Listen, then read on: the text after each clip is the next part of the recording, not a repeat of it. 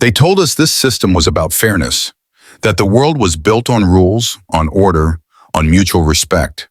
But now the truth is seeping through the cracks. For decades, millions paid their way, played by the rules, and still found the door slammed shut. What's unfolding now isn't just diplomacy, it's a reckoning, a quiet demand spoken loud. And it began when one African nation said, "This isn't fair anymore." Zambia's recent statement was more than political rhetoric. It was a mirror held to the face of a global system that has long pretended neutrality while quietly extracting billions. For years, African citizens have paid millions in non-refundable visa fees to European countries and the UK, only to be met with silence, rejection, and indifference. This isn't about isolated mistakes. It's about a well-oiled machine built on denial. A system where paying the full fee guarantees nothing, not even an answer. And as the money flows, the reasons for rejection remain vague, hidden behind generic phrases like application denied or insufficient ties. But what's truly alarming is the pattern.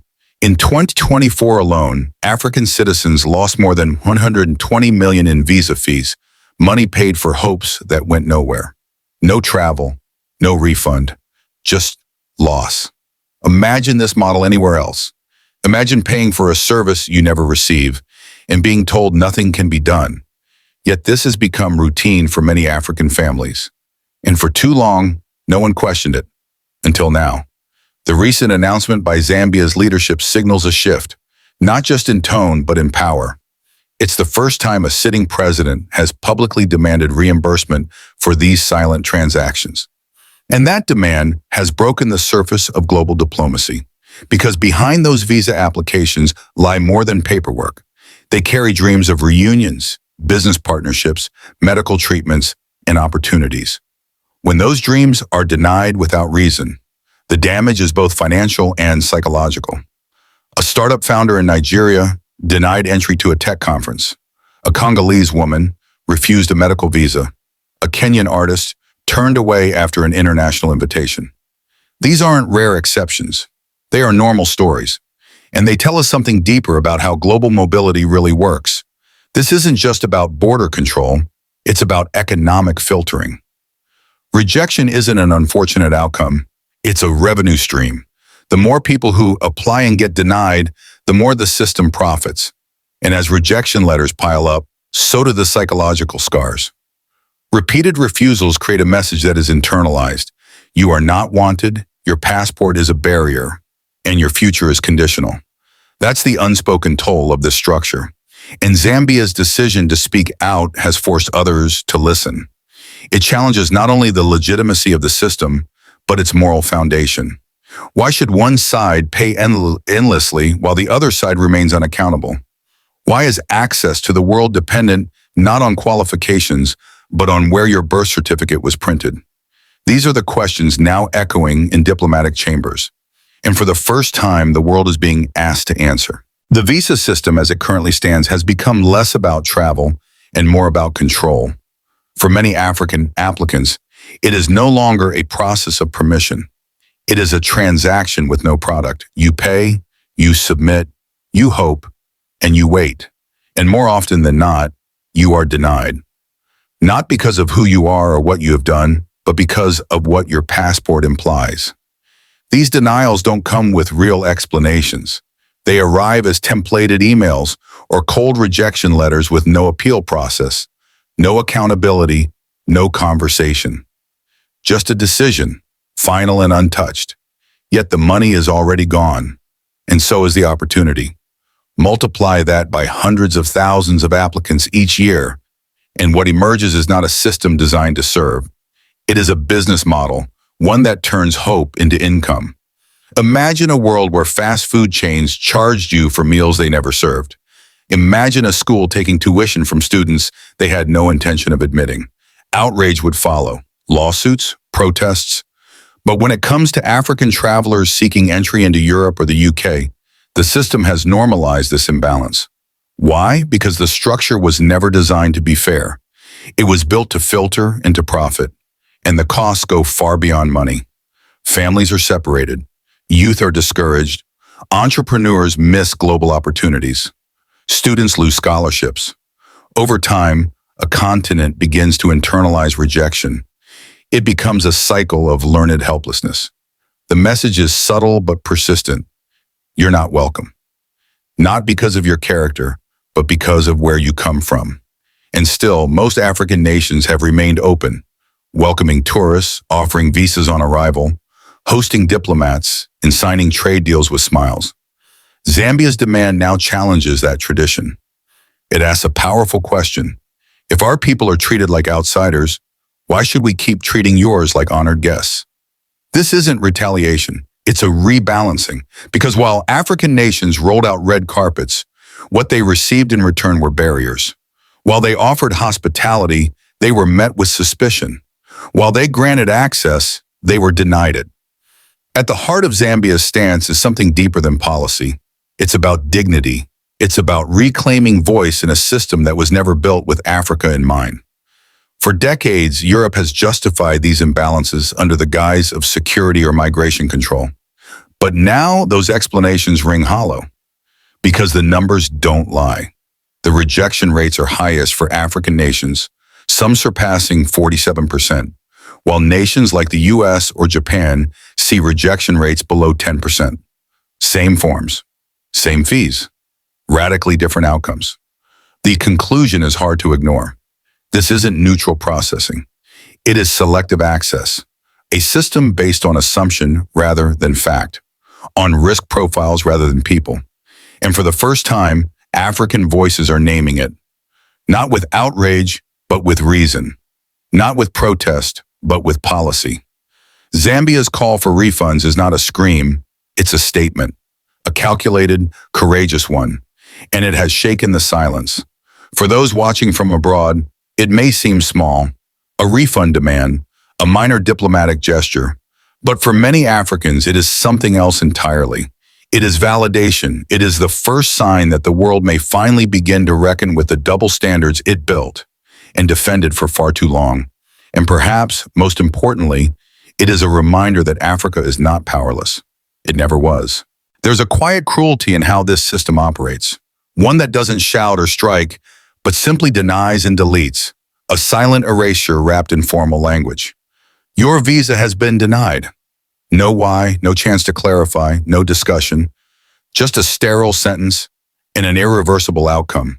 For those who've never gone through it, it may seem procedural. But for those on the receiving end, it's personal. You've prepared, you've saved, you've provided every document they asked for, sometimes even more. You submit proof of accommodation, return flights, bank statements, invitation letters, and biometric data. You follow every instruction, cross every T, sign every form, and still you're told no. No reason, no recourse, just no. And then comes the worst part. Knowing the fee you paid will never be returned. You paid to be judged by a system that never really saw you. Now multiply that experience by hundreds of thousands. What you get is not just a faulty process, it's a structured extraction, a mechanism that converts people's dreams into revenue. It's hard to call it anything else. In the world of business, charging without delivering would be fraud. In diplomacy, it's bureaucracy. But the result is the same. Money is taken and nothing is offered in return. And what's more insidious is that it teaches entire populations to expect rejection, to stop trying, to accept invisibility. That's the part that rarely makes headlines, the psychological erosion. When young professionals are repeatedly turned away, they begin to question their value. When families are told over and over that their reunions are not worth facilitating, they begin to detach. When entrepreneurs are excluded from global spaces, innovation is lost before it's even begun. But what changed now is that someone finally called it out. Zambia's leadership stood up and, without shouting, named the imbalance. They said what many had whispered for years: this isn't just about paperwork, it's about justice. And in doing so, they opened a door that had long been sealed. Because behind the legal language, the diplomatic distance, and the polished press releases lies a very simple reality. Some passports are treated as powerful, others as suspicious. Some applicants are presumed safe, others presumed risky. And those assumptions are rarely challenged. Until now. Zambia's demand for refunds is not just about money, it's about fairness. It's about asking, if our citizens are denied access, why are yours welcomed without question? If we are filtered out with suspicion, why do we continue to offer open arms? It's about reciprocity, not revenge. It's about redefining what global cooperation should look like. And it's starting a broader conversation, one that can no longer be ignored. Because Africa is not just watching, Africa is speaking. And slowly, the world is listening. Even if reluctantly, it's not a threat, it's a principle. Treat our citizens as we treat yours. If we are partners, let that partnership be real, not ceremonial, not one-sided. Let it reflect mutual respect, not historical hierarchy. And that shift, though it began with one voice, is echoing. In think tanks, in parliaments, in living rooms, across a continent that has spent far too long knocking politely. Now it's asking, why are we the only ones required to knock at all? There is something deeply revealing about how silence works in international systems. Not the kind of silence that comes from ignorance, but the silence that comes from comfort, from the belief that a flawed process will never be questioned by those it harms. For years, the visa rejection system thrived under that silence. Quiet rejections, passive losses, no accountability. And yet, each year the numbers grew louder. Hundreds of millions of dollars paid by African citizens to countries that would not let them in.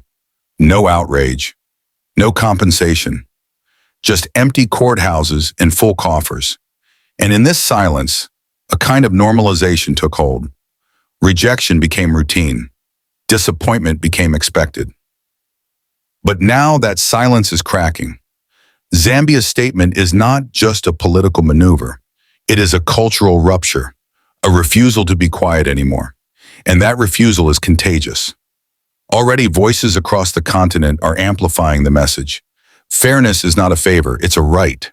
No system should be allowed to benefit financially from denying people access, especially when those people are following every rule placed before them. Consider this. In many African nations, citizens of the UK and EU are not required to pay visa fees. Some receive visas on arrival. Others are exempt entirely. That hospitality was never repaid. Instead, it was taken for granted, exploited. And when the people of Africa asked for reciprocity, they were met with walls, suspicion, and paperwork designed to exhaust. But access is power. Who gets to attend international conferences? Who gets to expand businesses overseas? Who gets to receive medical treatment or escape danger or pursue education across borders? These are not luxuries. These are lifelines. And if they are only granted to the few with acceptable passports, then the whole system is nothing more than a global filter, selective, biased, and built on outdated notions of worth. Zambia's decision to confront this isn't about causing tension. It's about restoring balance. It's about reminding the world that openness should not be one-sided. If Europe truly values partnership with Africa, then it must act like a partner, not a gatekeeper. And in doing so, Zambia has started something larger than itself. Other countries are beginning to consider similar measures, not as retaliation, but as clarity. If you deny us entry, we will review your access too. If your citizens are welcomed here, then ours must be welcome there. That's not conflict, that's equality. And yet, even this simple principle feels radical because of how long inequality has been tolerated. It's not about closing doors, it's about opening all of them for everyone. Some will say this is an overreaction, that Africa should be patient, that these issues take time. But decades have passed, patience has been abundant. What's been missing is progress. And when requests are ignored long enough, they become demands, not because people are angry, but because they're awake, because they've realized that the promises of globalization only work when access is shared, not hoarded, not sold, and certainly not denied without consequence. Zambia's voice, then, is not isolated. It is the first note in a wider chorus. And the question is no longer whether Africa is ready to challenge the system. The real question is the system ready to hear Africa? There is something deeply revealing about how silence works in international systems. Not the kind of silence that comes from ignorance, but the silence that comes from comfort, from the belief that a flawed process will never be questioned by those it harms. For years, the visa rejection system thrived under that silence. Quiet rejections, passive losses, no accountability. And yet, each year the numbers grew louder. Hundreds of millions of dollars paid by African citizens to countries that would not let them in. No outrage, no compensation, just empty courthouses and full coffers. And in this silence, a kind of normalization took hold. Rejection became routine. Disappointment became expected. But now that silence is cracking. Zambia's statement is not just a political maneuver. It is a cultural rupture, a refusal to be quiet anymore. And that refusal is contagious. Already voices across the continent are amplifying the message. Fairness is not a favor, it's a right. No system should be allowed to benefit financially from denying people access, especially when those people are following every rule placed before them. Consider this. In many African nations, citizens of the UK and EU are not required to pay visa fees. Some receive visas on arrival. Others are exempt entirely. That hospitality was never repaid. Instead, it was taken for granted, exploited. And when the people of Africa asked for reciprocity, they were met with walls, suspicion, and paperwork designed to exhaust. But access is power. Who gets to attend international conferences? Who gets to expand businesses overseas? Who gets to receive medical treatment or escape danger or pursue education across borders? These are not luxuries. These are lifelines. And if they are only granted to the few with acceptable passports, then the whole system is nothing more than a global filter, selective, biased, and built on outdated notions of worth.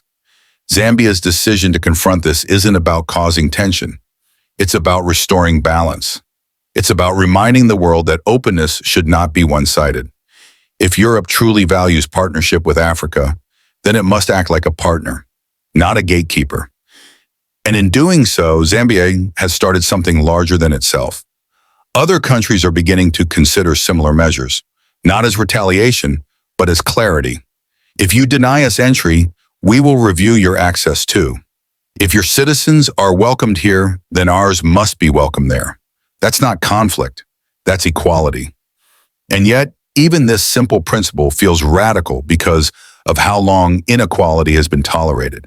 It's not about closing doors, it's about opening all of them for everyone. Some will say this is an overreaction, that Africa should be patient, that these issues take time. But decades have passed, patience has been abundant. What's been missing is progress. And when requests are ignored long enough, they become demands. Not because people are angry, but because they're awake. Because they've realized that the promises of globalization only work when access is shared. Not hoarded, not sold, and certainly not denied without consequence. Zambia's voice, then, is not isolated. It is the first note in a wider chorus. And the question is no longer whether Africa is ready to challenge the system. The real question is the system ready to hear Africa? When quiet conversations become policy, the world begins to shift. And that's exactly what's happening now. What once felt unthinkable, African nations challenging Europe's visa systems, is slowly becoming normalized. Because for too long, policy was shaped by assumption. The assumption that Africa would remain compliant, that its governments would prioritize access to Western aid over dignity, that its citizens would keep applying, keep paying, keep waiting, no matter how often they were denied. But assumptions can only survive in silence, and silence is no longer guaranteed. Today, African diplomats are discussing measures that were once dismissed as extreme. Visa quotas for European nationals, non-refundable processing fees applied equally to all, suspension of visa on arrival programs, even rethinking diplomatic privileges for embassies whose policies clearly do not reflect reciprocity. These aren't fantasies. They're discussions already underway in subcommittees of the African Union. Because the question is no longer, is it polite to push back? The question is, what do we lose by staying silent? For decades, African nations opened their doors wide. welcomed investors, hosted foreign delegates, granted easy access to passports from countries that simultaneously made it nearly impossible for African citizens to visit them in return. The justification was always that openness would bring partnership. But what it brought instead was asymmetry. And now that asymmetry is being audited, not with anger, but with analysis. Because at the heart of this issue, it is something more powerful than grievance. It's strategy. Africa is not acting from rage, it's acting from realization. It knows now that the same nations who enforce tight visa controls rely heavily on African cooperation in minerals, trade, diplomatic votes, and even migration management. And for the first time, that leverage is being recognized. Think about it. Over 70% of the world's cobalt comes from Africa. Aluminum, platinum, gold, lithium, essential to global industries, are extracted from African soil. For decades, the West treated access to Africa as a given, but Zambia's demand has altered that dynamic. What if access was no longer assumed? What if it had to be earned through fairness, through respect, through reciprocity? That's not a threat. That's a shift, and it's already happening. Nigeria has temporarily halted visa on arrival privileges for several countries, citing imbalanced treatment. Kenya has begun renegotiating bilateral travel agreements based on how its citizens are treated abroad. Other countries are observing and preparing. This isn't about revenge, it's about equilibrium, about saying, we see how you treat us and we will adjust accordingly. For some, these changes feel unsettling. They challenge the comfort of a global hierarchy that has long placed African passports at the bottom. But hierarchies only persist when they go unchallenged, and Zambia's voice has started a chain reaction, one that could reframe not just visa policy, but the very nature of international mobility. Because if the right to travel is only granted to those who already hold global privilege, then what we call freedom of movement is nothing but a selective benefit. Africa is no longer willing to play along, and perhaps it never should have. If you've made it this far in the story, pause for a moment and ask yourself, should access to the world depend on your flag? Should opportunity be determined by birthplace? Or should the system reflect what we claim to believe? Equality, fairness, and dignity for all. If you feel this needs to change, share your thoughts below, because silence favors the status quo, and today Africa has chosen to speak. The response, unsurprisingly, has been mixed. In European media circles, Zambia's demand was met first with confusion, then with discomfort. Some headlines framed it as an overreach. Others questioned the legality, the implications, the precedent it might set. But beneath those questions lies something deeper, a recognition that the world's diplomatic balance is shifting and not everyone is prepared. For decades, Europe managed expectations. It framed policies in the language of neutrality and necessity. Visa denials were simply procedural. High rejection rates were unfortunate but necessary. The underlying structure remained unchallenged, until now. Because for the first time, the nations once expected to accept the terms without protest or rewriting them. Zambia did not issue a threat, it issued a demand for fairness. And that difference matters. It's not about dismantling cooperation, it's about redefining it. And that redefinition is already echoing across foreign ministries and immigration departments. There is a growing awareness that African countries are coordinating more than ever before. No longer waiting for permission to act. No longer hoping to be included in global conversations that routinely exclude them. They are forming their own narrative, driven not by resentment, but by clarity. The clarity that comes when a continent understands its own value. For a long time, diplomacy operated like a one-way mirror.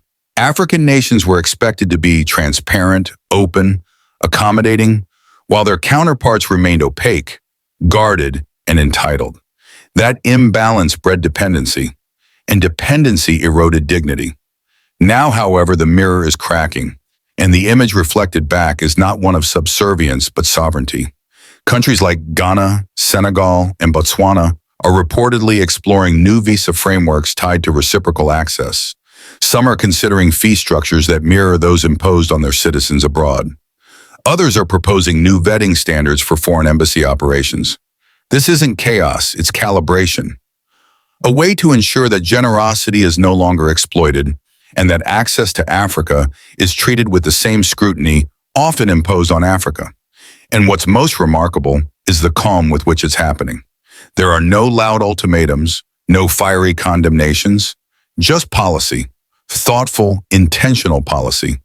That calmness is unnerving to those who prefer the old dynamics, where Africa's role was to receive, not to request. But times have changed, and so has the tone.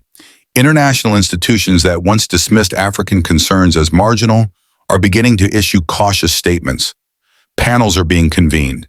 Visa policies are under review. Even in Brussels and London, there is talk of reassessing engagement strategies, not because of panic, but because of pressure. The kind of pressure that comes when silence breaks. And beneath all of this, one truth remains. Africa has leverage. It always did. But leverage only matters when it's used. And that's what Zambia started. A simple, clear assertion that if the world wants to engage with Africa, it must do so as an equal, not as a benefactor, not as a gatekeeper, but as a partner. True partnership means shared burdens and shared benefits. And in the realm of global mobility, that means both sides must have access, not just one. The old system worked because it was never questioned. Now the questions are loud, and they're being asked not just by activists or analysts, but by presidents. That's what makes this moment different. The conversation is no longer hypothetical. It's happening in real time, in embassies, in summits, in policy drafts, and in the minds of citizens who are finally seeing the imbalance for what it is, not an accident, but a choice that can be unmade. That process has begun. Power once recognized changes everything, not because it's newly acquired, but because it's finally acknowledged. That's where Africa stands today. Not at the edge of a revolution, but at the start of a recalibration. And this recalibration doesn't begin with force, it begins with awareness. The realization that for decades, African nations have been generous in ways that were rarely matched. Visa-free entry, diplomatic courtesy, open investment channels, unreciprocated access, all extended without condition. And now those conditions are being rewritten, not out of anger, but out of necessity, because the world has changed. Africa has changed. Its population is younger, more connected, more politically conscious.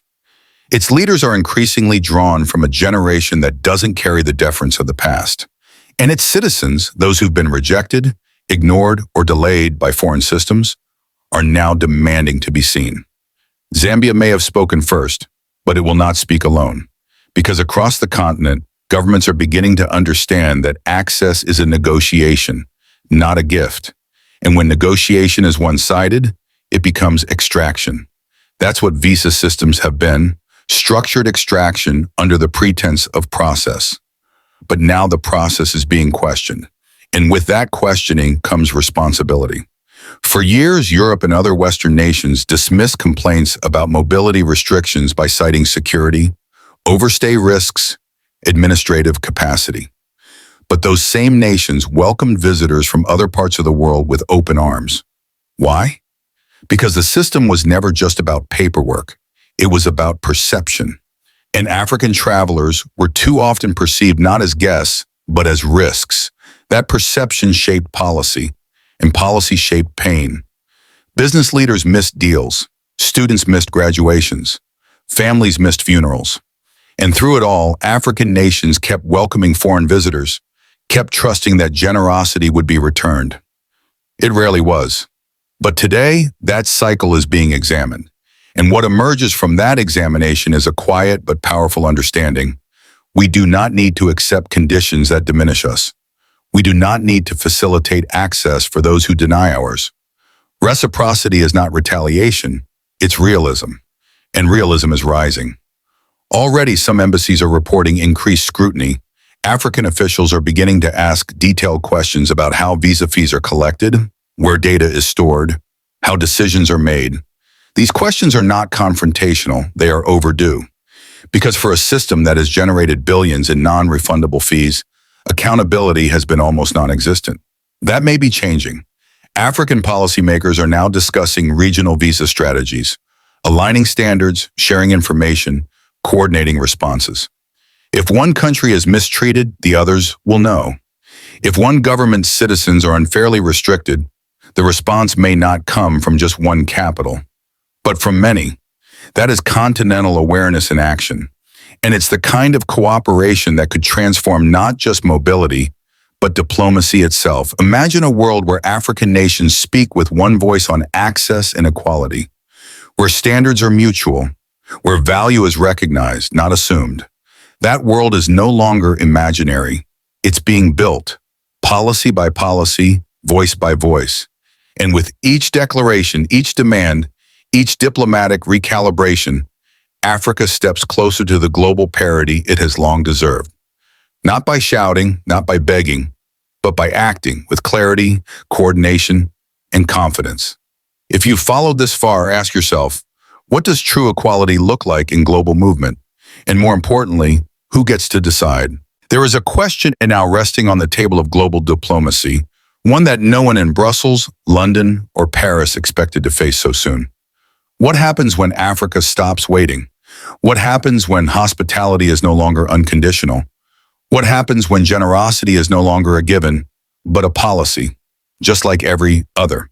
These aren't threats, they're transitions. And we are witnessing one unfold. Because for the first time in decades, the balance is shifting, not through conflict, but through conversation, through clarity, through the courage to ask what was once unaskable. Zambia's demand may not change everything overnight. The refund it seeks might not even be granted. But the precedent it sets, that is irreversible. A precedent that says African nations are no longer waiting for fairness. They are defining it. A precedent that transforms visa denial from a quiet inconvenience into a diplomatic event. A precedent that makes it impossible for the world to ignore the gap between how Africa is treated and how it deserves to be treated. And here's the most powerful part. The rest of the world is beginning to understand that Africa has leverage. It controls trade routes. It supplies critical resources. It hosts military installations. It casts votes at the UN. For too long, that influence was underutilized. But now, a continent long sidelined is stepping into its own authority. Not with defiance, but with design.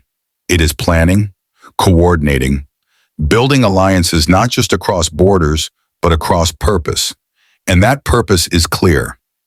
Equity, mobility, respect. These aren't abstract ideals. They are actionable goals. And they are being pursued not by lone actors, but by a rising consensus. Diplomacy, after all, is not just about statecraft. It is about storytelling. And Africa is finally telling its own story, without edits, without permission, and without apology. A story that no longer centers on requests, but on requirements. That no longer accepts rejection as default. That demands the same courtesy it has extended for generations. Some will resist, others will ridicule. But change has always arrived in the face of resistance. And this change, once unthinkable, is now undeniable. For the West, it is a moment of choice. Continue to operate within a system that benefits from imbalance, or participate in building one that honors parity. For Africa, the choice has already been made. It has chosen to speak, to act, to redefine. And the world must now decide how it will respond. Because the door no longer swings in just one direction. The silence is broken. The mirror is clear. And the future will be written by those who were once locked out. If you believe in that future, if you believe access should never be a privilege tied to power, then your voice matters. Leave a comment, share your thoughts, and be part of a conversation long overdue. Africa is not asking for special treatment. It is asking for something simpler, stronger, and more honest. Mutual respect, shared access, true equality. And now the world is listening.